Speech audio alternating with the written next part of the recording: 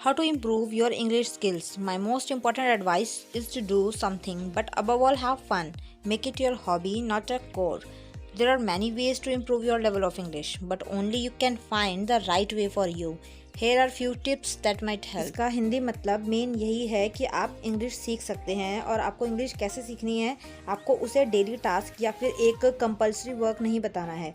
आपको उसे इंजॉय करते हुए सीखना है, डेली टास्क करते हुए नहीं कि ये हमें मजबूरी में करना ही पड़ रहा है। नहीं, ऐसे नहीं सीखना है। तो कुछ टिप्स मैं बताऊंगी आपको जो आपकी बहुत हेल्प करेंगे इंग्लिश सीखने में। यहाँ पर 6 टिप्स हैं जो आपकी इंग्लिश सीखने में बहुत हेल्प करने वाले हैं। First is find out your learning style. आपको अपना लर्निंग स्टाइल देखना है, ढूंढना है कि आप किस तरीके से इंग्लिश बोल सकते हैं, सीख सकते हैं। Next, speak a little English every day. आपको थोड़ी थोड़ी इंग्लिश रोज बोलनी है, चाहे पूरा दिन ना सही, बट आपको 2-4 लाइनें जो हैं रोज बोलनी ही हैं। थर्ड, अटेंड इंग्लिश क्लास और डिस्कशन ग्रुप। आपको इंग्लिश क्लास या फिर आप इंग्लिश कोई भी ऐसा ग्रुप ज्वाइन कर सकते हैं जहाँ पर सिर्फ इंग्लिश में ही बात होती हो। Expand your vocabulary. अपने इंग्लिश के वर्ड मीनिंग्स जितना हो सके उनको याद कीजिए, ज़्यादा से ज़्यादा वर्ड मीनिंग्स याद करने की कोशिश कीजिए। Work on your pronunciation. अपनी प्रोनाउंसिएशन पर जोर दीजिए, इंग्लिश की बहुत ज़रूरी होती है गाइज वो। अगर आपकी प्रोनाउंसिएशन अच्छी है तो आपकी इंग्लिश तभी इफेक्टिव होगी। Next, last is don't be afraid of making mistakes. बहुत ज़रूरी, कभी भी इंग्लिश बोलते हुए आपको ये नहीं सोचना कि अगर मिस्टेक हुई तो सामने वाला हंसेगा। ऐसा नहीं सोचना है। आपको इंग्लिश बोलनी है बिना डरे कि अगर मिस्टेक हुई तो क्या होगा। ये सोचे बिना आपको इंग्लिश में बात करनी है और इंग्लिश बोलनी है। तो ये कुछ टिप्स थे गाइस जो आपकी बहुत हेल्प करेंगे अगर आप इंग्लिश सीखते हैं। तो चलिए चलते हैं अपनी वीडियो की ओर। Hello guys, welcome to our channel basic Gyan के। मैं कुसुम एक बार फिर से स्वागत करती हूँ आपके अपने चैनल बेसिक ज्ञान के में। तो गाइस, इस बार भी हम कुछ इंग्लिश के नए सेंटेंसेस सीखेंगे और उन्हें याद करेंगे, कुछ वर्ड मीनिंग सीखेंगे जो आपकी इंग्लिश बोलने में और सीखने में बहुत हेल्प करने वाले हैं। ऐसे ही पिछली वीडियोस में भी मैंने आपको कुछ बेसिक सेंटेंसेस करवाए थे, तो ये उसी का पार्ट 2 है। फर्स्ट पार्ट का लिंक जो है मैं आपको डिस्क्रिप्शन में दे दूंगी, आप वहाँ से जाकर वो देख सकते हैं। तो चलिए गाइस, स्टार्ट करते हैं, लेट्स गो। फर्स्ट वर्ड आ जाता है, देखिए, फिलहाल। इसको हम इंग्लिश में बोलते हैं फॉर द टाइम बीइंग। तो इससे related sentences, for the time being you can do this. फिलहाल आप ये कर सकते हैं, जिसे हम नॉर्मली भाषा में बोलते हैं ऐसा, फिलहाल आप ये कर सकते हो। Next, for the time being I am thinking of something else. फिलहाल मैं कुछ और सोच रहा हूँ। कई बार हम इस सेंटेंस का यूज़ करते हैं। उसके बाद में, for the time being you can sit here. फिलहाल आप यहाँ बैठ सकते हैं। For the time being you should focus on your studies. फिलहाल आपको अपनी पढ़ाई पर ध्यान देना चाहिए। नेक्स्ट आ जाता है ऑन दिस एक्सक्यूज़, मतलब इसी बहाने।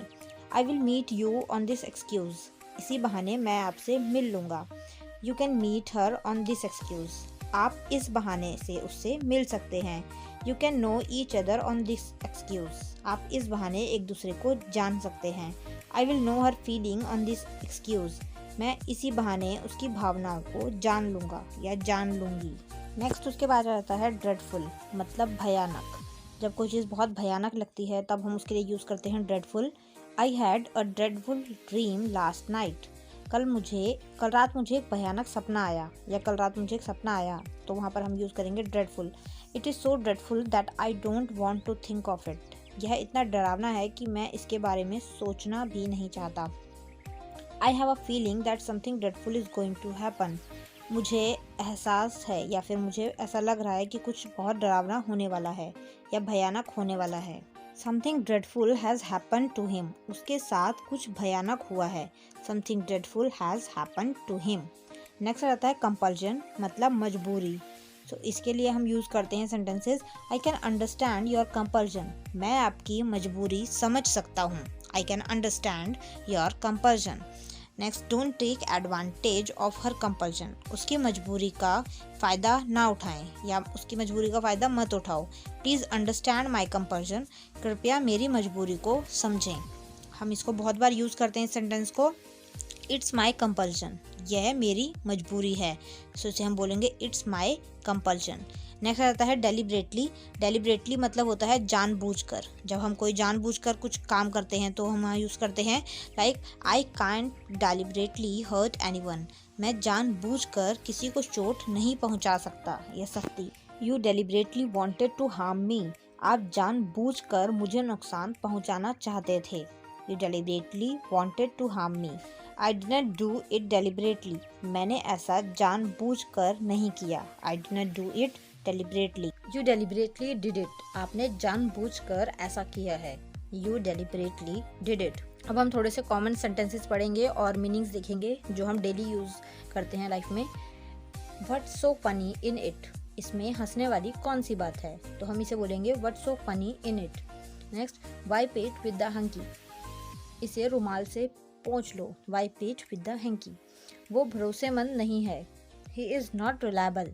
Reliable मतलब होता है भरोसेमंद. He is not reliable. मुझे गलत मत समझना. Don't get me wrong. मुझे गलत मत समझना. उसके बाद आते हैं any of them मतलब उनमें से कोई भी. तो हम इसे बोलेंगे any of them. Who of them उनमें से कौन. Some of them उनमें से कुछ.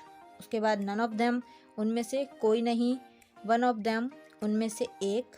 Many of them उनमें से कई. Half of them उनमें से आधे. Two of them उनमें से दो. All of them उनमें से सब. How much else और कितना. Nothing else और कुछ नहीं. तो ये थोड़े से मीनिंग थे और सेंटेंसेस थे जो हम डेली लाइफ में यूज़ करते हैं और हम इन्हें बोलते हैं, बट हमें पता नहीं चलता कि इनका यूज़ कैसे करना है. तो मैंने आपको वो इसीलिए बताए. तो अब इन्हें वर्ड मीनिंग को आप हमेशा अपने माइंड में रखिएगा और इनका यूज़ कीजिएगा जितना हो सके. इसके बाद मैं लास्ट में आपको कुछ वर्ड मीनिंग्स करवाऊंगी जिनका हिंदी में मतलब एक ही है बट उनको इंग्लिश में बहुत तरीक़ों से बोला जाता है. जैसे कि फर्स्ट वर्ड आ जाता है बेकार. हमने बहुत जगह सुना होगा कि ये चीज़ तो बहुत बेकार है, तो उसे हम किस तरीके से बोल सकते हैं, नॉट इन यूज़. उसके बाद हम बोल सकते हैं उसे कास्ट अवे मतलब बेकार. हुई, of the map, out of place, non effective, dead, needless, valueless, unnecessary, unwholesome, vain, unusable. ऐसे ही एक वर्ड और बताऊंगी मैं आपको जिसका हिंदी में मतलब सेम है बट उन्हें आप इंग्लिश में बहुत तरीक़ों से बोल सकते हैं, जो है सुंदर. सुंदर को आपने मोस्टली ब्यूटीफुल यूज़ किया होगा, बट इसके क्या क्या इनके और मीनिंग हो सकते हैं, किस तरीके से बोल सकते हैं. First is goodly. नेक्स्ट आ जाता है सैनिक, SCENIC, सैनिक. उसके बाद आता है smug, SMUG, smug. Then subtile, SUBTILE, subtile. उसके बाद पिनअप, PINUP, मतलब सुंदर.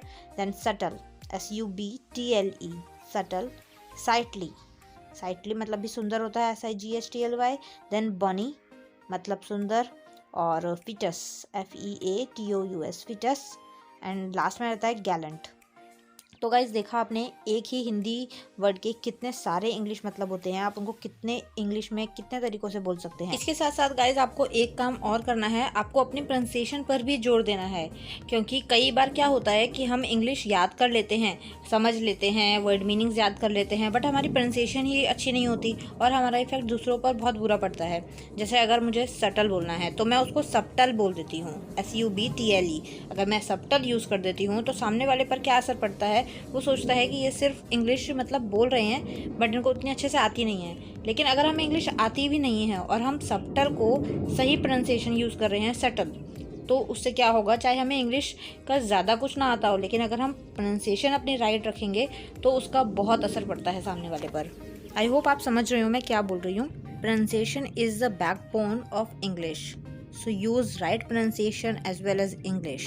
It will affect other person also. तो अब आपने लास्ट में क्या करना है, आपने मेरी वीडियो देखने के बाद जो वर्ड आपने कभी नहीं सुने थे और जो आपको बहुत इजी लगे, इजी टू रिमेंबर लगे, वो आपने वर्ड्स जो हैं कमेंट बॉक्स में लिखने हैं ताकि मुझे भी पता लगे कि आपने वीडियो से क्या सीखा. Learning English is not a big deal. You can do it but you have to learn with right way. I know आज के टाइम में इंग्लिश बोलना बहुत कॉमन है, सब लोग इंग्लिश का यूज़ करते हैं, बट आज के टाइम में भी बहुत से ऐसे लोग हैं जो इंग्लिश को समझते हैं कि वो एक हवा है और वो उनसे नहीं होगा. बट ट्रस्ट में गाइज, आपसे ज़रूर होगा, आप इंग्लिश ज़रूर बोल पाएंगे, ज़रूर सुन पाएंगे, समझ पाएंगे. आपको उसके लिए क्या करना है, आपको सिर्फ जिस तरीके से हम याद करते हैं उसे अच्छे से याद करके आपको माइंड में रखना है. अभी तक मैंने बहुत सी ऐसी वीडियोज़ करवाई हैं जिनसे आपको इंग्लिश सीखने में बहुत हेल्प मिलेगी. बेसिक सेंटेंसेस करवाए हैं, वर्ड मीनिंग्स करवाए हैं, प्रोनाउंसिएशन पर एक पर्टिकुलर वीडियो बनाई है. तो आपको कुछ भी हेल्प चाहिए हो तो मैं डिस्क्रिप्शन में लिंक डालूंगी, वहाँ से जाकर ज़रूर वो वीडियोज़ देखिए, आपको बहुत हेल्प मिलेगी guys, trust me. So guys आज के लिए बस इतना ही। If you like my video, if you like this content, so please don't forget to hit the like button, and if you are new so please subscribe my channel. जो bell icon है उसे press करना बिल्कुल मत भूलिएगा, ताकि आपको मेरे आने वाली वीडियोज़ की नोटिफिकेशंस टाइम पर मिलती रहें। और कोई भी डाउट हो तो please do in comment box. Thank you so much for watching guys. Bye bye.